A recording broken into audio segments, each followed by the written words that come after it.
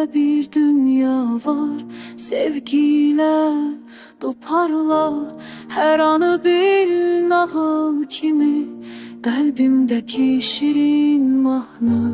Sözlerimdeki melodiyalar, hislerimdeki derin izler. Seninle her şey güzel, bu sevgi bir yuhu, bir efsane.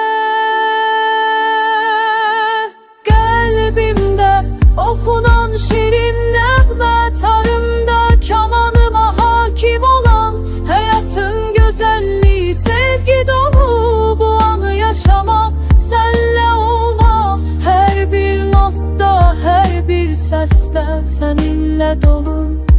İçimde sevginin etrini hissedilen, bu melodiya sana hasredilen.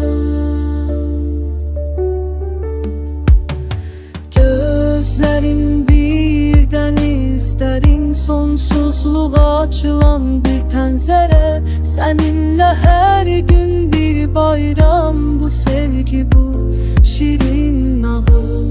Hislerimdeki deniz dalası sana doğru sürürler beni. Bu yavaş tempo, bu duygusal an, seninle bir ömür, bir yalan. Kalbimde okunan şirin nağme, tarımda kamanıma hakim olan hayatın güzelliği, sevgi dolu bu anı yaşamak, senle olmak.